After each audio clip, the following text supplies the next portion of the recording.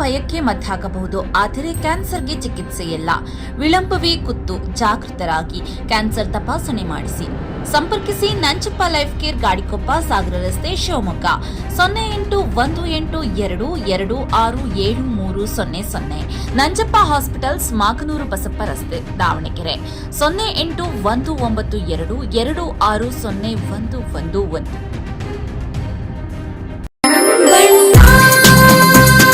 ಸರ್ಫಾ quotes, ಸರ್ಫಾ quotes,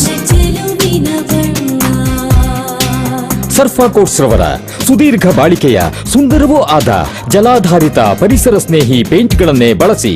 ಸರ್ಫಾ luxury emulsion paint, odourless, low VOC, good for health, good for earth. Sarfa Coats. ದುಷ್ಕರ್ಮಿಗಳು ಗಾರೆ ಮೇಸ್ತ್ರಿಯೊಬ್ಬರ ಮೇಲೆ ಕಲ್ಲು ಎತ್ತಿ ಹಾಕಿ ಭೀಕರವಾಗಿ ಕೊಲೆ ಮಾಡಿರುವ ಘಟನೆ ಶಿವಮೊಗ್ಗ ಜಿಲ್ಲೆಯ ಗಾಜನೂರಿನ ಕೃಷಿ ಪತ್ತಿನ ಸಹಕಾರ ಸಂಘದ ಆವರಣದಲ್ಲಿ ನಡೆದಿದೆ. 36 ವರ್ಷದ ಶ್ರೀನಿವಾಸ್ ಎಂಬುವರು ಕೊಲೆಯಾದ ದುರ್ದೈವಿಯಾಗಿದ್ದಾರೆ.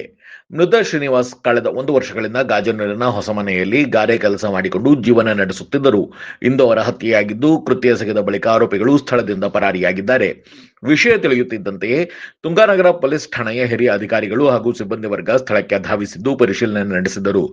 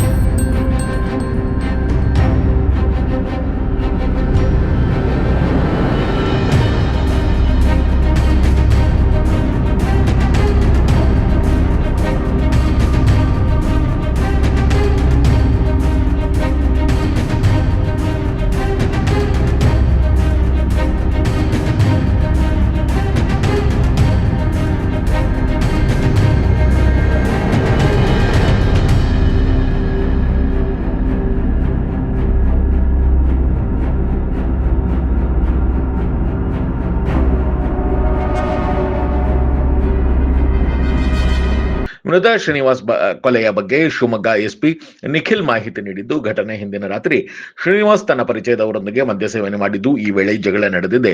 ಜಗಳ ವಿಕೋಪಕ್ಕೆ ತಿರುಗಿದ್ದು ಪರಿಚಯದವರ ಮೇಲೆ ಶ್ರೀನಿವಾಸ್ ಕೊಲೆಯಾಗಿದೆ ಎಂದು ಎಸ್ಪಿ ನಿಖಿಲ್ ತಿಳಿಸಿದ್ದಾರೆ. ಒಂದು ಸಣ್ಣ ಬ್ರೇಕ್ ನಂತರ ಜಿಲ್ಲಾ ರಕ್ಷಣಾಧಿಕಾರಿಗಳು ಏನು ಹೇಳಿದ್ರು ಕೇಳೋಣ ಬನ್ನಿ.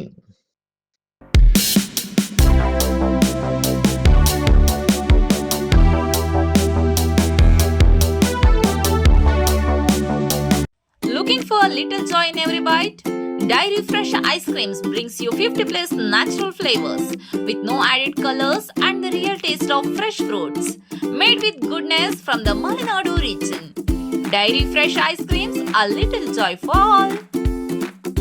ಸೊ ಈ ದಿನ ನಮ್ಮ ತುಂಗಾನಗರ ಠಾಣಾ ವ್ಯಾಪ್ತಿಯಲ್ಲಿ ಬರುವ ನ್ಯಾಯಬೆಲೆ ಅಂಗಡಿ, ಗಾಜನೂರು ಅಲ್ಲಿ ಬರುವ ನ್ಯಾಯಬೆಲೆ ಅಂಗಡಿಯಲ್ಲಿ ಒಂದು ಕೊಲೆ ನಡೆದಿದೆ. ಇಲ್ಲಿ ಕೊಲೆ ಆದವನು ಬಂದ್ಬಿಟ್ಟು ಶ್ರೀನಿವಾಸ್ ಅಂತ. ಅವನು ಮೂಲತಃ ಹೊಸಮನೆ ನಮ್ಮ ಶಿವಮೊಗ್ಗ ಅಲ್ಲಿ ನಿವಾಸಿಯಾಗಿದ್ದು, ಇಲ್ಲಿ ನ್ಯಾಯಬೆಲೆ ಅಂಗಡಿಯಲ್ಲೇ ಅವನು ಕೆಲಸ ಮಾಡ್ತಾ ಇರ್ತಾನೆ. ನಿನ್ನೆ ರಾತ್ರಿ ಈ ಕೃತ್ಯ ನಡೆದಿದೆ. ಅವನು ಸಂಘಟಕರು ಇರಬೇಕಾದ್ರೆ ಅವರು ಏನೋ ಒಂದು ಕಲ್ಲು ಅಂತ ಒಂದು ತಗೊಂಡು ಅದನ್ನು ಅವನ ತಲೆ ಮೇಲೆ ಹಾಕಿರೋ ಸಾಧ್ಯತೆಗಳು ನಮಗೆ ನಮ್ಮ ಪ್ರಿಲಿಮಿನರಿ ಹಂತದಲ್ಲಿ ನಮಗೆ ಕಂಡು ಬಂದಿದೆ. ಅದೇ ರೀತಿ ನಾವು ನಮ್ಮ ಇನ್ವೆಸ್ಟಿಗೇಷನನ್ನು ಸದ್ಯಕ್ಕೆ ಮುಂದುವರಿಸ್ತಾ ಇದ್ದೀವಿ.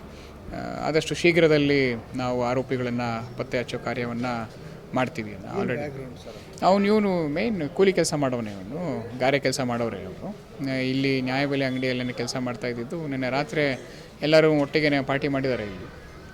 ಆ ಟೈಮಲ್ಲಿ ಏನಾದರೂ ಆಗಿರ್ಬೋದು ಅಂತ ನಮ್ಮ ಊಹೆ ಇದೆ. ಆ ಒಂದು ಆ್ಯಂಗಲಲ್ಲೇ ನಾವು ನಮ್ಮ ಇನ್ವೆಸ್ಟಿಗೇಷನನ್ನು ಇವಾಗ ಮುಂದುವರಿಸಿದ್ದೀವಿ ಸದ್ಯಕ್ಕೆ.